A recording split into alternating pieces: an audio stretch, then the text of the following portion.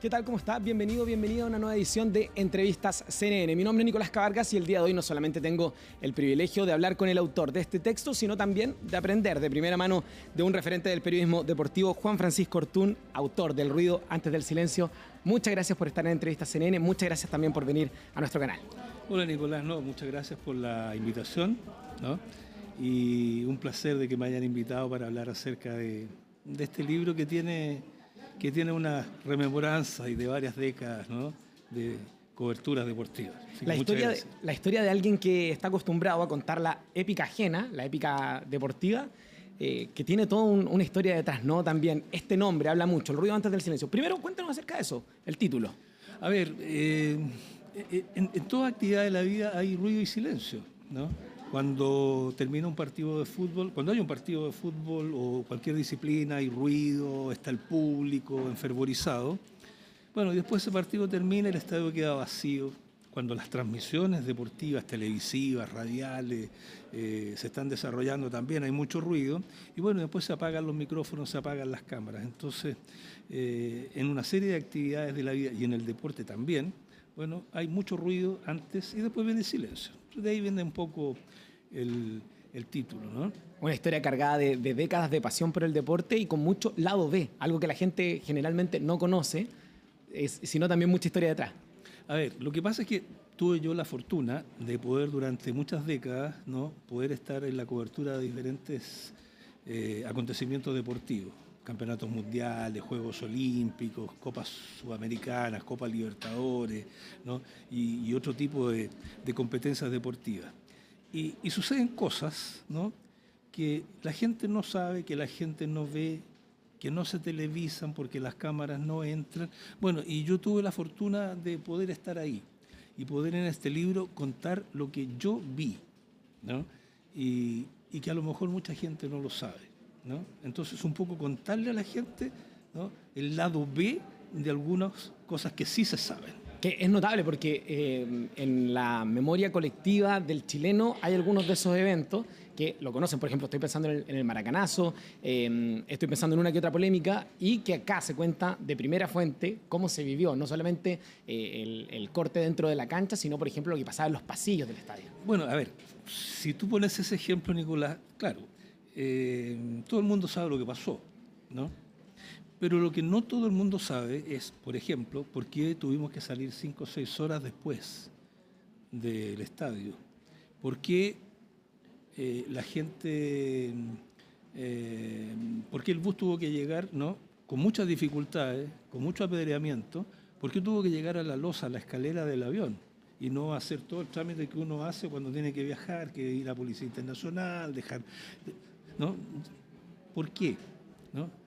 ¿Quién fue el jugador que desde la puerta del avión, ¿no es cierto?, tomó la camilla donde habían llevado al Cóndor Rojas supuestamente herido, y la lanzó a la gente que abajo molestaba, gritaba con algún tipo de lenguaje un tanto soez? Estamos viendo en la imagen la portada, muy linda, ¿no? Muy lindo el trabajo del Ruido antes del silencio. Cuéntanos, ¿puedo opinar acerca de la portada? ¿Qué le parece? A ver, un poco también hay un poco de historia personal, Mi padre fue periodista deportivo, Y yo desde muy pequeño, desde muy corta edad, estoy hablando del Mundial del 62, por ejemplo, cuando yo tenía, no sé, de 3 años, 4 años, bueno, yo pude ver el Campeonato Mundial de Fútbol de 1962 adulto que se hizo acá en Chile, de la mano de mi padre. Qué hermoso. Y de ahí empecé una seguidilla de idas, a diferentes, hasta que, bueno, ya finalmente aquello me gustó y seguí la misma senda. Entonces, un poco allí está reflejada en la portada un padre que le enseña a su hijo ciertas técnicas radiales, televisivas, comunicacionales más bien, de diferentes actividades deportivas. Eso es un poco lo que refleja la portada de este libro. Una portada, un texto, unas historias que conllevan, para quienes somos, tratamos de ejercer el rol de periodista deportivo, lleva mucho nombre que uno ha escuchado como mitos del periodismo deportivo nacional durante tantos años. Se habla incluso acerca de el trabajar, el quehacer de verdaderas leyendas de este oficio. Bueno, qué lindo para las nuevas generaciones de periodistas deportivos poder tener textos así.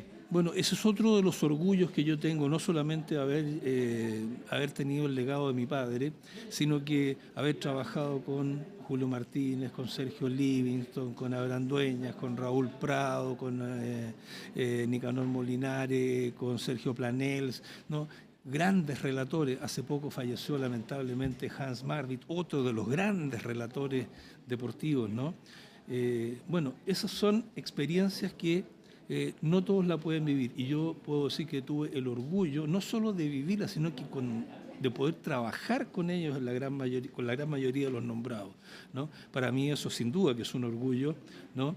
Recibí enseñanzas, ¿no? Porque yo, siendo más joven que muchos de ellos, ¿no?, me acogieron muy bien y me enseñaron también una serie de cosas que después pude poner en práctica en las transmisiones deportivas, tanto televisivas como radiales. ¿Qué tenía el periodismo deportivo chileno para tener esa cantidad de leyendas, de voces, de relatores que lograron tocar tan de cerca el corazón de los fanáticos? No tenía estrellas, tenía gente sencilla, tenía gente simple, tenía gente que se dedicaba a comunicar, ¿no? No habían grandes apodos, no habían grandes pompas, siendo incluso muchos de ellos televisivos, pero eran gente común y corriente. Yo diría que esa es la gran diferencia con los periodistas jóvenes de hoy, que quieren llegar al estrellato, quieren llegar a ser famosos, quieren utilizar ciertos alias, apodos, ¿no?, para poder sobresalir. Y yo creo que, y yo tengo la idea de que es todo lo contrario. Mientras más sencillo, mientras más simple, más se llega a la gente. ¿De los que están ahora hay algún relator que le guste en particular por sobre el resto? A ver, yo creo que en estos días debe ser el que queda un poco más joven de todos los ya nombrados, ¿no? Del resto, no. ¿Quién no le gusta? A ver, no me gusta la poesía en el relato, eso de que, y como decía Pablo Neruda, la pelota se va con el agua y se escapa por la mano, ¿no?, como el agua entre los dedos. Esas cosas a mí por lo menos no me gustan, a lo mejor a la gente le encanta, ¿no? A mí no me gusta, ¿no? Yo prefiero un relato simple, sencillo, un relato que le comunique a la gente, que le grafique, si es radial, que le grafique a la gente qué es lo que está sucediendo, que la gente sepa dónde está la pelota en un rectángulo de tanta amplitud, ¿no? Y si es en televisión, no repetir lo mismo que yo estoy viendo, que el espectador está viendo, en el centro por alto, sí, estoy viendo que el centro por alto, ¿no? Bueno, y ahí viene el cabezazo, estoy viendo que es el cabezazo. Entonces, hay una diferencia enorme entre lo que es el relato deportivo radial exclusivamente y el relato televisivo. Hay algo que le quiero preguntar, si o sí, aprovechando su experiencia, usted también es profesor de castellano. El lenguaje, sí. ¿cómo ha cambiado en las transmisiones deportivas? Es realmente muy distante, ¿no? Uno escucha o lee un texto de los años 70, de los años 80, y era un lenguaje mucho más rico, un vocabulario mucho más amplio. ¿Qué nos pasó? Bueno, tú ya te contestas un poco con eso, Nicolás, ¿no? Sí, era un lenguaje, a ver, la simpleza, ¿no?, de una riqueza lexical muy importante, ¿no?, que hoy lamentablemente no solo en los relatores ni los periodistas jóvenes, sino que yo te diría que en los jóvenes en general uno aprecia que escasea, ¿no? Hoy con un reducido grupo de palabras tú te puedes comunicar y con eso basta, ¿no? Bueno, en esos otros tiempos había otro tipo de enseñanza, la enseñanza primaria, básica y después secundaria y universitaria era distinta. Bueno, y nosotros afortunadamente pudimos tener la suerte, la fortuna de poder adquirir todo ese bagaje lexical para poder entregarlo a través de la comunicación. Es verdad, hay un problema en relación a la cantidad de lenguaje que tenemos las personas más jóvenes, y lo mencionaba usted, el ego es un mal de época, ¿no? Y el periodismo deportivo no está ajeno a eso, pero en su caso particular le toca también trabajar con jóvenes dentro del mundo de la academia, de la universidad. ¿Cómo ve a los jóvenes que llegan? ¿Cómo se les guía para traspasar, ¿no?, todas estas historias, todos estos nombres, estas leyendas del periodismo deportivo? Justamente contándoles estas cosas, ¿no? Que los jóvenes entiendan que el fútbol chileno, por ejemplo, no nació con la generación dorada en adelante, sino que hay una serie de historias, ¿no? No solo del fútbol, del deporte, Menia Puchar, Martín Vargas en el boxeo, ¿no? Bartolomé Ortiz en el automovilismo, ¿no? El deporte chileno, cualquiera de sus disciplinas, no empezó hace una década, no empezó hace 15 años. Hay mucha historia, hay mucha rica historia, ¿no? Que poder conocer y contar. Y sobre todo, a mí me llama la atención que hay muchos jóvenes que estudian periodismo justamente para hacer periodismo de deportes. Y el periodismo de deporte es bastante más amplio que el periodismo del fútbol, ¿no? Porque hoy hay muchos periodistas de fútbol, pero tú les preguntas qué es lo que es un bogey o un albatros en el golf y no tienen la menor idea, un cháquer en el polo, una defensa mixta en el básquetbol, un uppercut en el boxeo. Y no se escucha padre, ¿te das cuenta?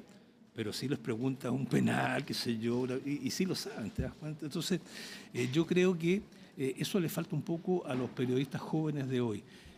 Historia del deporte chileno y mundial, y también conocer un poco, ¿no?, de ciertos reglamentos de disciplina, ¿no? Entonces, cuando queremos hablar de Niemann, cuando dicen que ganó con 2 bajo el par, 2 bajo el par, ¿ya qué es lo que es eso?, ¿no? Cuando en la Fórmula 1 el efecto suelo, ¿no es cierto?, es un elemento muy importante, ¿ya qué es lo que es el efecto suelo en el automovilismo? Bueno, eso y muchas otras cosas más, Nicolás. Hermosas historias que están dentro de este texto, El ruido antes del silencio. Lo sé, se publicó hace muy poquito, las reacciones han sido muy cariñosas, lo he podido ver a través de redes sociales. ¿Hay algún trabajo en camino para acompañar este texto? Bueno, podría haber una segunda parte, ¿no? Todos me la han pedido, hay muchos amigos que me han pedido una segunda parte del libro, los que la han leído, ¿no? Y no sé si tenga tiempo, y no sé si la edad me alcance para poder llegar a la segunda parte de este libro. Me gustaría, porque hay muchas historias que quedaron fuera, ¿no? Y hay muchas historias que a mí me gustaría contar también dentro del mismo estilo, dentro del lado B, del reportaje, ¿no? Así es que vamos a ver, no te lo podría asegurar, ojalá que el tiempo alcance, ojalá que la edad me ayude, ¿no? Y podamos sacar un segundo libro. Por ahora, ese es, yo creo, muy importante para los jóvenes, para que entiendan, ¿no?, varias cosas, ¿no? Y tú, Nicolás, que te dedicas al periodismo de deportes también, que te gusta mucho, no olvidar que los periodistas que nos dedicamos al deporte no tenemos fines de semana, ¿ya? Porque el deporte fundamentalmente es el fin de semana, ¿no? Y agradecer a la familia, que a veces uno va a la cobertura de un mundial de fútbol y está 30, 45 días fuera de la casa. Vas a unos Juegos Olímpicos y estás una cantidad similar de días fuera de la casa. Y no puedes estar, o te pierdes, cumpleaños, bautizo y una serie de otras cosas que familiarmente son muy importantes. La familia tiene que entender eso también, o mejor dicho, uno tiene que entender aquello por lo que está practicando en el periodismo de deporte. Tan linda historia las de Juan Francisco Ortún Quijada, autor del Ruido antes del silencio. Muchas gracias por acompañarnos en Entrevistas CNN. Al contrario, Nicolás, el agradecido soy yo y espero que les guste el libro a todos los telespectadores. De seguro les gustará. Nosotros nos reencontramos en otra ocasión. Que esté muy bien. Chao, chao.